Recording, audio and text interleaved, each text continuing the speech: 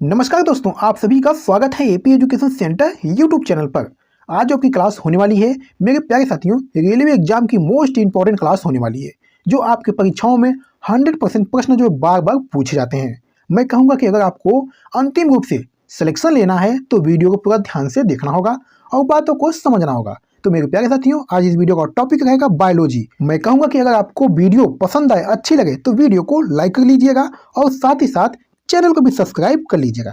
तो चलिए मेरे प्यारे साथियों, वीडियो को शुरू करते हैं पहले प्रश्न के साथ। चलिए मेरे प्यारे दोस्तों, पहला प्रश्न आपके सामने है, थक्का जमने की प्रक्रिया के कारण घाव से रक्तस्राव होना रुक जाता है। मेरे प्यारे साथियों ध्यान से देखिएगा, थक्का जमने की प्रक्रिया के कारण घाव से रक्तस्राव होना रुक जाता है, इसे क्या कहते हैं। मेरे प्यारे दोस्तों, इस वीडियो में टोटल 10 क्वेश्चन लिए गए हैं और सभी क्वेश्चन जो है सिलेक्टेड और इम्पॉर्टेंट है। अगर आपको किसी भी प्रश्न का आंसर पहले से पता है तो अपना स्कोर कमेंट बॉक्स में जरूर बताइएगा, ठीक है। तो चलिए इस प्रश्न का सही आंसर देने का प्रयास करिएगा। थक्का जमने की प्रक्रिया के कारण घाव से रक्तस्राव होना रुक जाता है, इसे क्या कहते हैं। तो मेरे प्यारे साथियों, इसे स्कंदन कहते हैं। यानी पहले प्रश्न का राइट आंसर ऑप्शन बी हो जाएगा। स्कंदन नामक थक्का बनने की प्रक्रिया के कारण एक घाव से खून बहना बंद हो जाता है। रक्त स्कंदन एक ऐसी प्रक्रिया है दोस्तों, जो रक्त के भीतर परिसंचारित पदार्थों को एक अघुलनशील जेल में बदल देती है। जेल प्लग रक्त वाहिकाओं में रिसाव करता है और रक्त की हानि को रोकता है दोस्तों, ठीक है। चलिए मेरे प्यारे साथियों, क्वेश्चन नंबर 2 देखिएगा। मनुष्यों में हिचकी आमतौर पर निम्न शिफ्टिंग के कारण होती है। तो मेरे प्यारे साथियों, मैं कहूँगा कि ये डायाफ्राम के कारण होती है। यानी दूसरे प्रश्न का राइट आंसर ऑप्शन ए की तरफ जाएगा। मेरे प्यारे साथियों, आमतौर पर हिचकी डायाफ्राम के नीचे की ओर शिफ्टिंग के कारण होती है। डायाफ्राम फेफड़ों और हृदय के नीचे होता है। जब डायाफ्राम को नियंत्रित करने वाली नसों में जलन होती है तो ये अचानक सिकुड़ जाता है और दोस्तों हिचकी आती है, ठीक है। चलिए क्वेश्चन नंबर 3 देखिएगा। मिट्टी पौधों को किस सूक्ष्म पोषक तत्व की आपूर्ति करती है। चलिए मेरे प्यारे साथियों, इस क्वेश्चन का सही आंसर दीजिएगा। मिट्टी पौधों के किस सूक्ष्म पोषक तत्व की आपूर्ति करती है। तो मेरे प्यारे साथियों, ये जस्ता की करती है। यानी तीसरे प्रश्न का राइट आंसर ऑप्शन सी की तरफ जाएगा। मेरे प्यारे दोस्तों, फसलों की अच्छी पैदावार के लिए नाइट्रोजन, फास्फोरस एवं पोटास के अतिरिक्त सूक्ष्म पोषक तत्वों को भी आवश्यकता होती है। जस्ता, तांबा, लोहा, मैग्नीज, बोरान, निकेल एवं क्लोरीन, इसमें दोस्तों सबसे ज़्यादा जो है जस्ता, लोहा एवं बोरान का प्रमुख स्थान है दोस्तों, ठीक है। चलिए दोस्तों क्वेश्चन नंबर 4 देखिएगा। रेशम की प्राप्ति किस प्रकार के जीव से की जाती है। बहुत ही महत्वपूर्ण प्रश्न है दोस्तों, इस क्वेश्चन का सही आंसर देने का प्रयास करिएगा।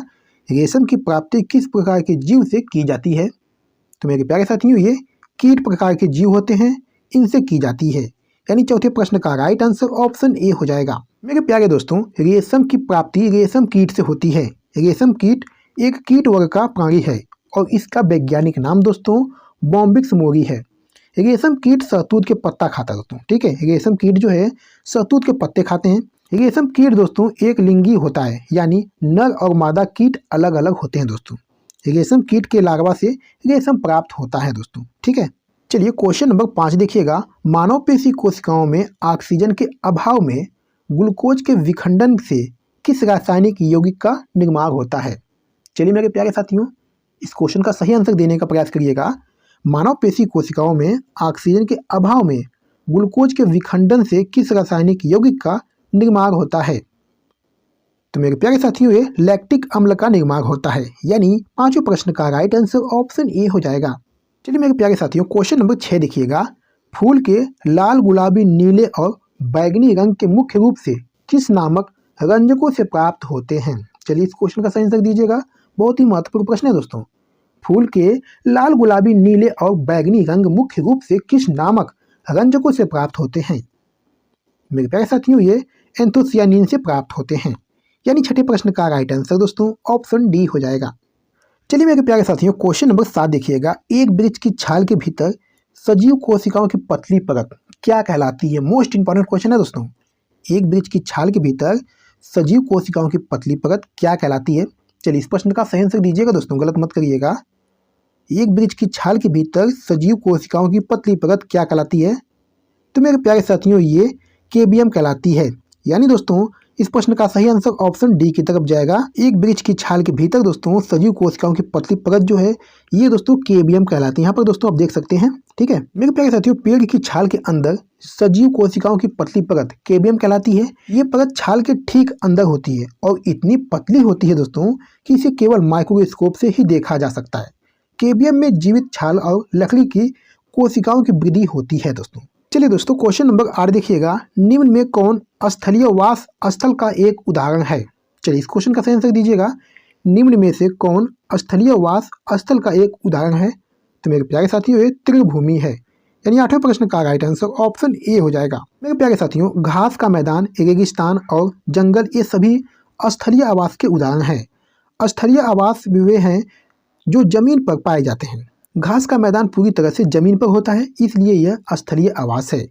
रेगिस्तान और जंगल भी स्थलीय आवास के उदाहरण है दोस्तों। ठीक है, चलिए मेरे प्यारे साथियों, क्वेश्चन नंबर 9 देखिएगा। निम्न में से कौन सा पौधे मांसाहारी होते हैं? बहुत ही महत्वपूर्ण प्रश्न है दोस्तों, इस क्वेश्चन का सही आंसर दीजिएगा। निम्न में से कौन सा पौधे मांसाहारी होते हैं? तो मेरे प्यारे साथियों ये वीनस फ्लाई ट्रैप, यहाँ पर दोस्तों तस्वीर देख सकते हैं, ये है वीनस फ्लाई ट्रैप, यानी 9वें प्रश्न का राइट आंसर ऑप्शन बी हो जाएगा। चलिए मेरे प्यारे साथियों, इस वीडियो का लास्ट क्वेश्चन है। निम्न में से कौन दुनिया का सबसे छोटा पक्षी है? बहुत ही महत्वपूर्ण प्रश्न है दोस्तों। चलिए इस क्वेश्चन का सही आंसर दीजिएगा। निम्न में से कौन दुनिया का सबसे छोटा पक्षी है?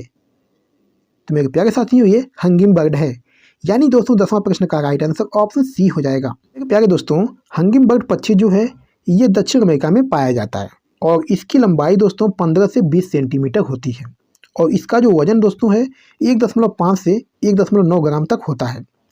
ये दोस्तों क्यूबा की मुख्य भूमि में ज़्यादातर जापटा दलदल में पाया जाता है दोस्तों। इसका जो प्रजनन काल है दोस्तों ये मार्च और जून के बीच होता है।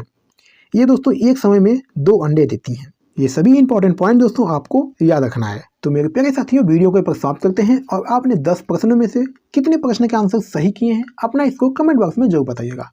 तो चलिए फिर मिलते हैं आपसे अगली वीडियो में, तब तक के लिए धन्यवाद।